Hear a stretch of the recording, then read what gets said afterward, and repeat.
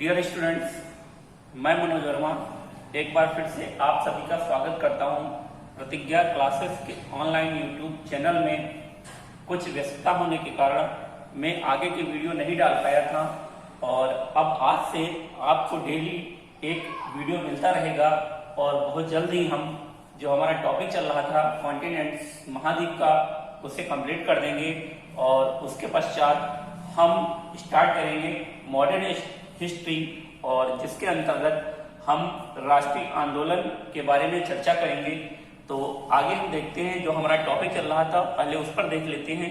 तो हमने एशिया और अफ्रीका महाद्वीप कंप्लीट कर दिए थे और आज बात करते हैं उत्तरी अमेरिका महाद्वीप की। तो इससे संबंधित क्या क्वेश्चन है तो देखते हैं कि जो ये महाद्वीप है इसे कहा जाता है नई दुनिया का महाद्वीप। अगर बात करें इसके क्षेत्रफल की तो इसका क्षेत्रफल लगभग 2 करोड़ 42 लाख वर्ग किलोमीटर है, जो संपूर्ण विश्व का लगभग 16.4% है। तो एशिया और अफ्रीका के बाद विश्व का तीसरा सबसे बड़ा महाद्वीप है उत्तरी अमेरिका महाद्वीप। देखते हैं जनसंख्या की तो विश्व की लगभग 9.4% जनसंख्या उत्तरी अमेरिका महाद्वीप में निवास करती है, जो जनसंख्या में चौथे नंबर पर है, क्योंकि विश्व में सर्वाधिक जनसंख्या एशिया महाद्वीप की है, उसके बाद अफ्रीका महाद्वीप की, उसके बाद यूरोप महाद्वीप आता है और चौथे नंबर पर हमारा उत्तरी अमेरिका महाद्वीप आता है। अगर बात करें इसमें देशों की तो इसमें लगभग 29 देश हैं। और उत्तरी अमेरिका महाद्वीप से क्वेश्चन और पूछा जाता है कि उत्तरी अमेरिका महाद्वीप विश्व का एकमात्र ऐसा महाद्वीप है जिसमें किसी भी देश की सीमा स्थल अवरुद्ध नहीं है, अर्थात इसमें कोई भी ऐसा देश नहीं है जिसकी संपूर्ण सीमा स्थलीय हो। हर एक देश की सीमा जलीय सीमा बनाती है। वो पता होगा कि 1492 में एक इतालवी यात्री था जिसका नाम था कोलंबस। तो कोलंबस कहाँ का था?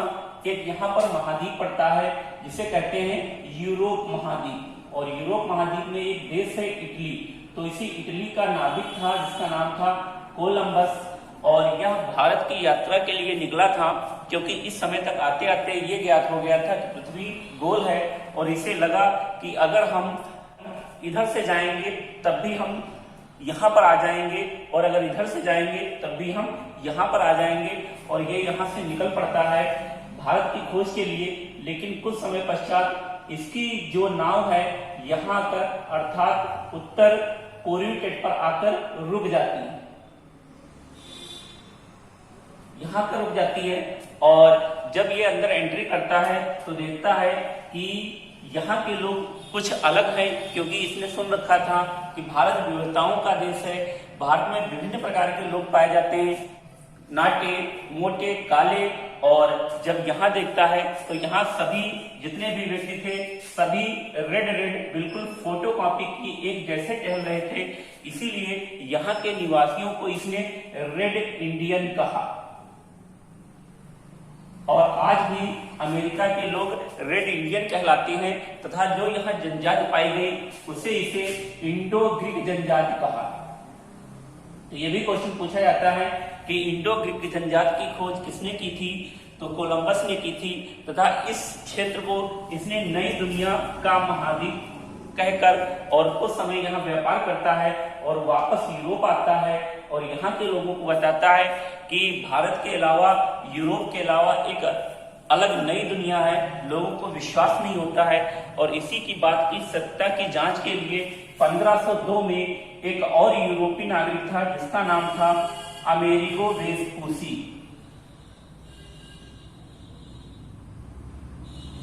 इसे भेजा जाता है कि देखिए जो कोलंबस कह रहा है वो बात सत्य है या नहीं। तो अमेरिगो वेस्पूसी 1502 में यहाँ आता है और इसी के नाम पर इस महाद्वीप का नाम उत्तरी अमेरिका महाद्वीप पड़ा। कुछ समय पश्चात इसने देखा कि इसके नीचे एक और महाद्वीप है जिसका नाम इसे दक्षिणी अमेरिका महाद्वीप रखा। तो ये भी क्वेश्चन पूछा जाता है कि नई दुनिया अर्थात उत्तरी अमेरिका महाद्वीप की खोज किसने की थी? तो 1492 कोलंबस ने की थी। जबकि इसका नाम किसके नाम पर अमेरिका पड़ा? तो वो यूरोपीय यात्री था अमेरिगो वेस्पुसी। अगर आगे बात करें तो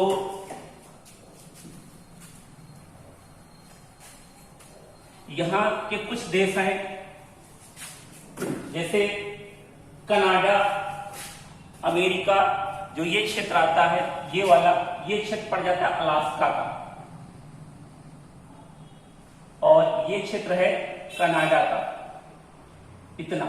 इसके बाद इतना क्षेत्र आपका आता है यूएसए का, और फिर ये क्षेत्र आता है मैक्सिको का। तो ये यहाँ के 3 बड़े देश हैं, कनाडा, यूएसए, मैक्सिको। अगर देखा जाए क्षेत्रफल की दृष्टि से तो हमने एक ट्रिक बताई थी कि रुक, चीन, अब, आ, भारत।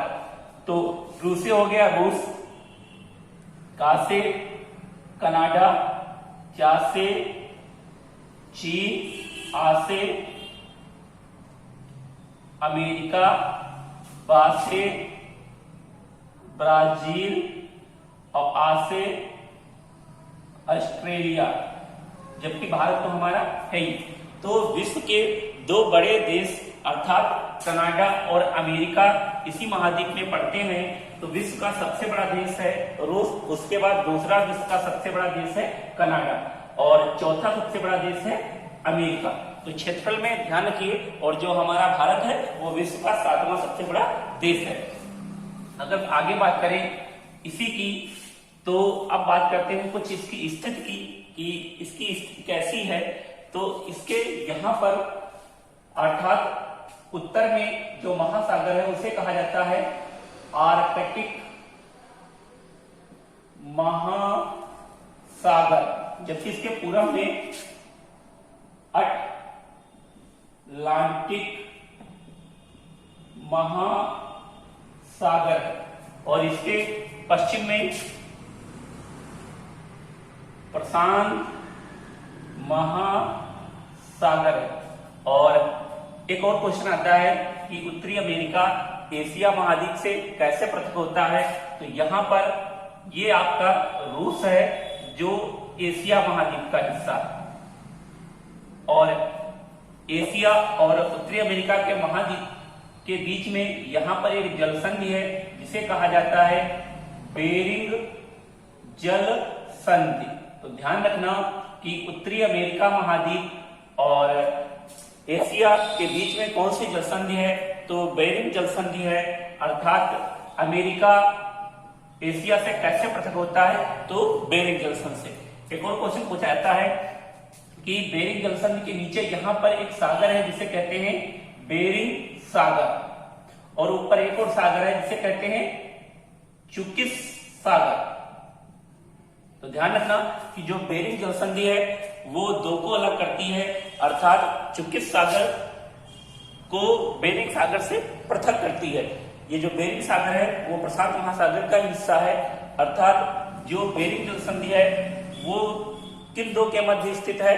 तो अलास्का व रूस के मध्य स्थित है। यहां से क्वेश्चन और पूछा गया था हाल ही के दिनों में कि 180 देशांतर रेखा कहां से होकर गुजरती है? तो यहीं से हमारी एक मानक समय रेखा है जिसको कहते हैं 180 देशांतर रेखा। तो 180 डिग्री देशांतर रेखा इसी बेरिंग जलसंधि अर्थात बेरिंग सागर से होकर गुजरती है। तो यहां से क्वेश्चन बन सकते हैं कि अमेरिका महाद्वीप के पूर्व में कौन सा महासागर है? तो अटलांटिक महासागर है। अमेरिका महाद्वीप के पूर्व में पश्चिम में कौन सा सागर है? प्रशांत महासागर है। उत्तरी अमेरिका महाद्वीप के उत्तर में कौन सा सागर है? तो आर्कटिक महासागर है। जबकि इसके दक्षिण में क्या है? तो दक्षिण में एक महाद्वीप है जिसका नाम है दक्षिणी अमेरिका। यहाँ के कुछ देश हैं, जैसे यहाँ पर एक देश है मैक्सिको, और यहाँ पर एक देश है क्यूबा।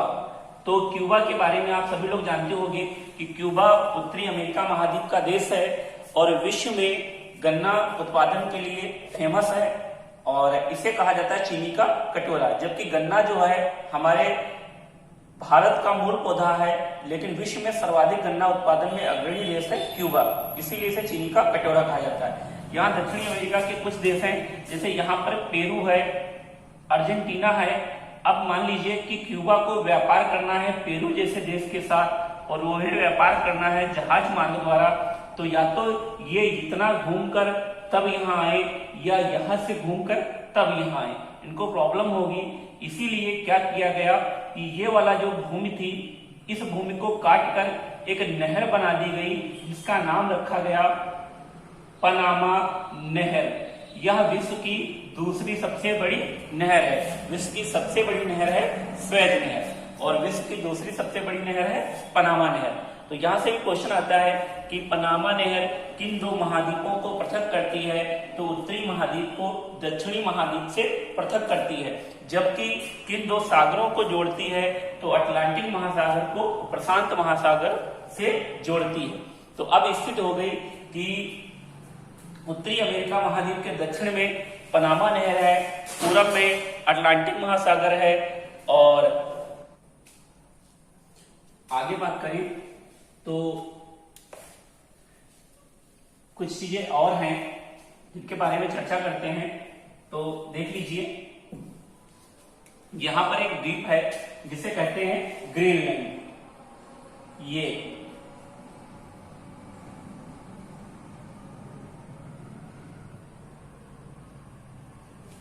और यह द्वीप अटलांटिक महासागर में स्थित है, विश्व का सबसे बड़ा द्वीप है। तो द्वीप के बारे में हमने बताया था कि वह छोटी सी भूमि जिसके चारों ओर जल हो द्वीप कहलाती है। तो विश्व का सबसे बड़ा द्वीप है ग्रीनलैंड। कहाँ स्थित है, तो अटलांटिक महासागर में स्थित है। इसके बाद यहाँ कुछ खाड़ियां भी पड़ती हैं। यहाँ पर एक खाड़ी है जिसका नाम है मैक्सिको की खाड़ी। यहाँ पर एक और खाड़ी है जिसका नाम है हडसन की खाड़ी।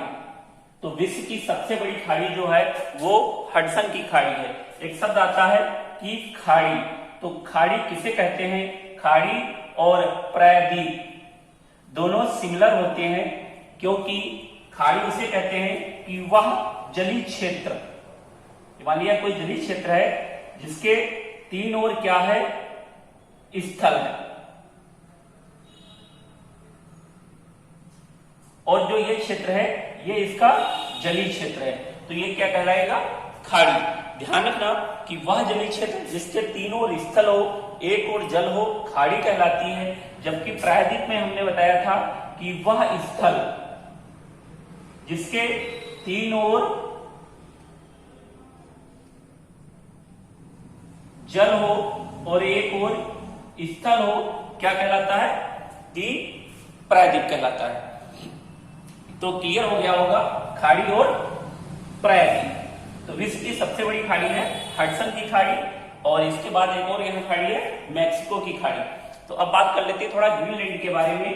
तो ये जो ये क्षेत्र पड़ता है ये सब शीतोष्ण क्षेत्र है और इस क्षेत्र को कहते हैं टुंड्रा प्रदेश और यहाँ हमेशा बर्फ जमी रहती है। इसी ग्रीनलैंड में एक जनजाति पाई जाती है जिसका नाम है एस्किमो जनजाति। अगर इसके बारे में बात करें तो ये कहां पाई जाती है, तो ये कनाडा, अलास्का व ग्रीनलैंड क्षेत्र में पाई जाती है। और जो ये एस्किमो होती है ये विश्व की सबसे शांतिप्रिय जनजाति है, क्योंकि इसे लड़ाई झगड़ा नहीं करना आता है। क्योंकि ये इसकी जो लड़ाई है, फाइट है, वो प्राकृतिक से ही है, क्योंकि ये ठंडे क्षेत्र में निवास करती है और हमेशा यहाँ बर्फ जमी रहती है। और ये लोग जो आवास बनाते हैं उनमें वो बर्फ को काट कर बनाते हैं जिसे इग्लू कहते हैं। और एक गाड़ी रखते हैं जिसे कहते हैं स्लेज नाम की बिना पहिए की गाड़ी रखते हैं और इसमें पहिए नहीं लगे होते हैं और जिसे एक रेडियर नाम का कुत्ता खींचता है। तो क्वेश्चन आता है कि रेडियर कुत्ता कौन सी जनजाति पालती है, तो वो एस्किमो है। और स्लेज गाड़ी बिना पहिए की गाड़ी है और किस जनजाति का बर्फ का घर इग्लू होता है, तो वो एक्सिमो। और ये इनका जो पूरा जीवन होता है वो सील मछली पर डिपेंड होता है। एक समुद्र में मछली पाई जाती है सील मछली, और इसी की खाल से एक नाव बनाते हैं, इस नाव को कहते हैं कायक। जबकि इसी की हड्डियों से हथियार बनाते हैं जिसे हार्पून कहते हैं।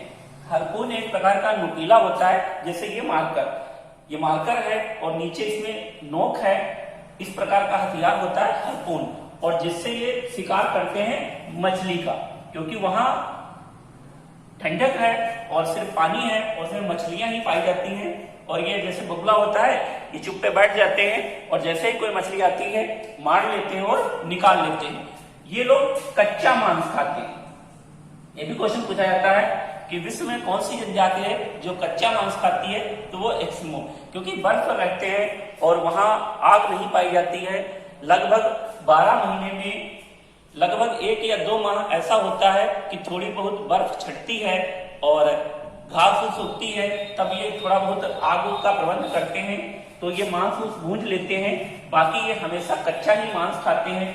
और विश्व की सबसे शांतप्रिय जनजाति है, क्योंकि इसे लड़ाई करने का टाइम नहीं है और ये अपने प्राकृतिक से ही लड़ती है। सिर्फ और सिर्फ ये पेट के लिए जीते हैं। तो ग्रीनलैंड पर अधिकार है डेनमार्क का। डेनमार्क ये यूरोपियन कंट्री का एक देश है जिसका अधिकार है ग्रीनलैंड पर। अगर आगे बात करें तो अब देख लेते हैं कुछ देशों के बारे में। तो बात करते हैं कनाडा। जो कनाडा है ये विश्व का दूसरा सबसे बड़ा देश है और यहाँ पर सर्वाधिक जो जनसंख्या रहती है वो सिखों की रहती है, इसीलिए इसे मिनी पंजाब भी कहा जाता है। ये भारत से जितने भी सिख लोग जाते हैं वो कनाडा में ही निवास करते हैं। और कनाडा की एक बहुत फेमस एक्टर भी है सनी लियोनी, सभी लोग जानते होंगे, वो भी मूल रूप से कनाडा की ही रहने वाली है, अब काफी फेमस हो गई बॉलीवुड में। तो अगर कनाडा के बारे में बात करें तो विश्व की सबसे लंबी तटीय सीमा रेखा है कनाडा की, क्योंकि इतनी बड़ी तटीय सीमा किसी भी देश की नहीं है जो कनाडा की है। कनाडा और अमेरिका की जो ये सीमा रेखा है इसे कहते हैं 49वीं अंतरराष्ट्रीय सीमा रेखा।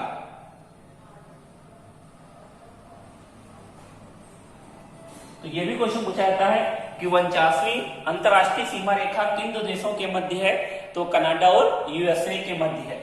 विश्व की सबसे शांतप्रिय सीमा रेखा है कनाडा और यूएसए के मध्य में, क्योंकि ये विश्व की एकमात्र सीमा रेखा है जिस पर कोई सैनिक नहीं लगे हुए हैं। बाकी सभी देशों की सीमाओं पर सैनिक लगे हुए हैं, क्योंकि ये दोनों देश विकसित देश हैं और दोनों निरंतर अपने देशों का विकास करने में लगे हुए हैं। इन्हें आपस में लड़ने का टाइम नहीं है। जबकि हमारे पड़ोसी देश हैं चीन और पाकिस्तान, उनका मानना है कि ना खुद जिएंगे और ना जीने देंगे, तो वो निरंतर आक्रमण करते रहते हैं। हमें अगर सीख लेनी है तो यूएसए और कनाडा से लेनी चाहिए।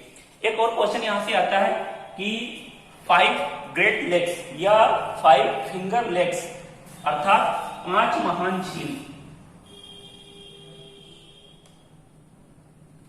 किन दो देशों के मध्य है, तो वो कनाडा और यूएसए के मध्य है।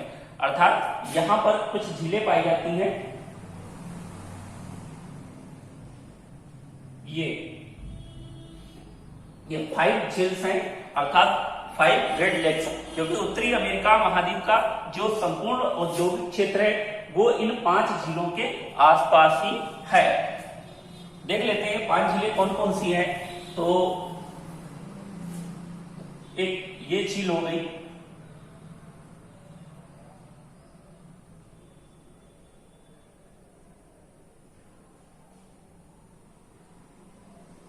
ये 5 झील्स हैं। इस झील का नाम है सुपीरियर, ये है ह्यूरन, ये है मिशिगन, ये है एरी और ये है ओंटारियो।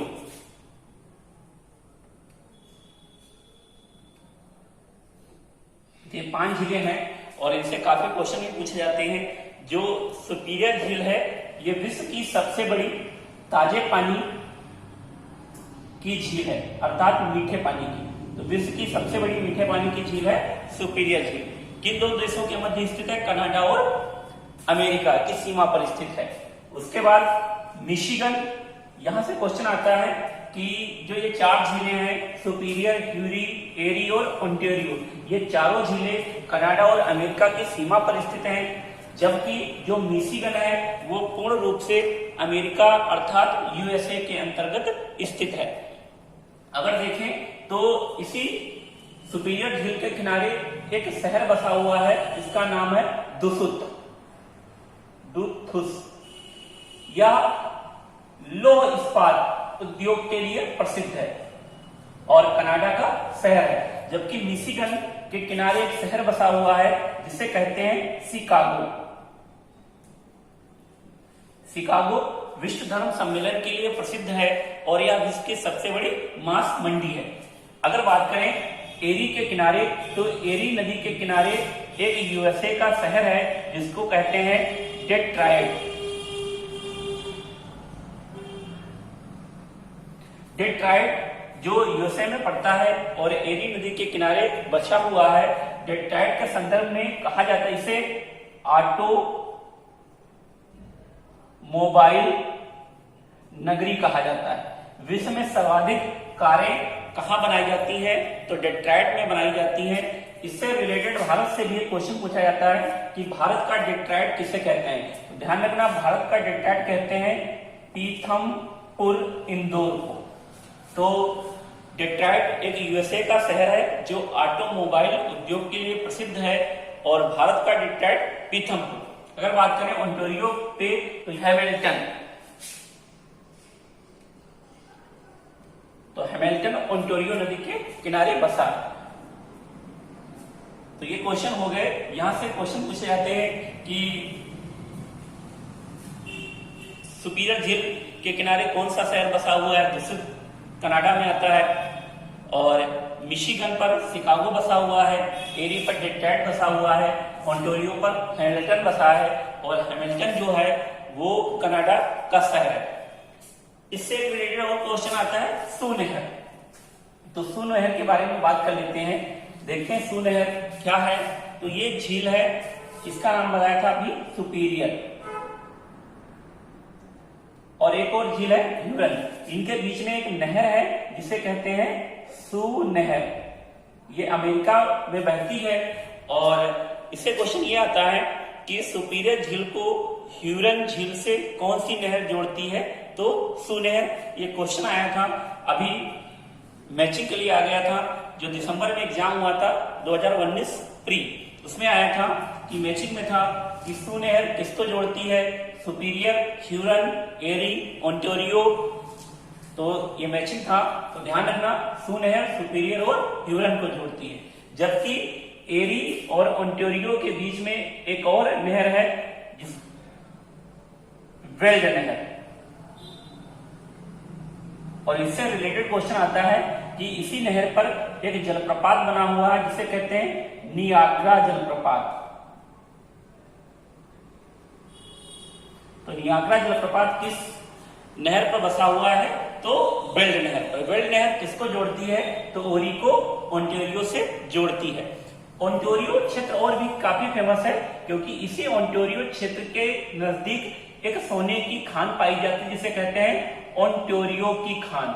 तो ओंटारियो की जो खान है वो सोने के लिए विश्व प्रसिद्ध है और जो कहां पाई जाती है? यूएसए में। तो ये भी काफी मोस्ट इंपॉर्टेंट क्वेश्चन है कि ओंटारियो खान किसके लिए प्रसिद्ध है? सोने के लिए प्रसिद्ध है। और कहां की खान है? तो उत्तरी अमेरिका अर्थात यूएसए में पाई जाती है। थोड़ा यूएसए के बारे में ध्यान रखना कि यूएसए, इसका नाम है यूनाइटेड स्टेट अमेरिका अर्थात संयुक्त राज्य अमेरिका। एक शब्द हो रहा है यूके।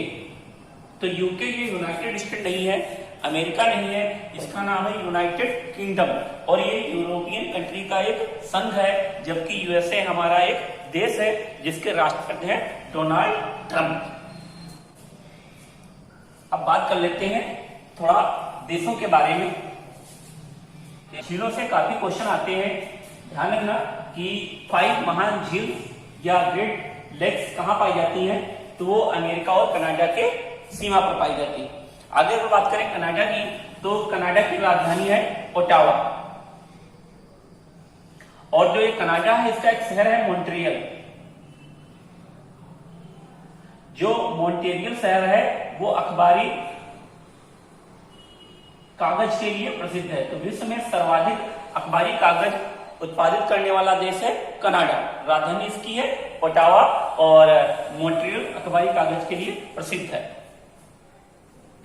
अगर आगे बात करें यूएसए की, तो यूएसए की जो राजधानी है वो वाशिंगटन डीसी है। वाशिंगटन डीसी यहां पर स्थित है इस क्षेत्र में। अगर बात करें डीसी की, तो ध्यान रखना डीसी का मतलब होता है डिस्ट्रिक्ट ऑफ कोलंबिया, संघीय राज्य है, क्योंकि अमेरिका के पास टोटल 50 स्टेट हैं, 50 स्टेट हैं, और इसका जो 49वां स्टेट था वो अलास्का। ये कौन सा है? 49वां। अगर इसके संदर्भ में बात करें तो जो ये अलास्का है पहले रूस का क्षेत्र हुआ करता था, और रूस से इसने 1876 में लगभग $75 लाख में खरीदा था। तो और तब इसकी सभी लोग निंदा करते थे, बोल रहे थे कि ये अमेरिका की बेवकूफी है जो $75 लाख बेकार में दे दिए, क्योंकि अलास्का जो क्षेत्र था वो बिल्कुल बर्फीला क्षेत्र है और यहाँ कुछ नहीं होता है। लेकिन कुछ समय पश्चात लगभग 1905 तक आते आते यहीं से एक खान है जिसके कहते हैं नोमी की खान। तो नोमी की खान से लगभग $70 लाख का सोना प्राप्त हुआ इसे। तो इतना होशियार है अमेरिका। और जो अलास्का है ये अमेरिका का सबसे बड़ा स्टेट है, और कौन सा है? 49वां।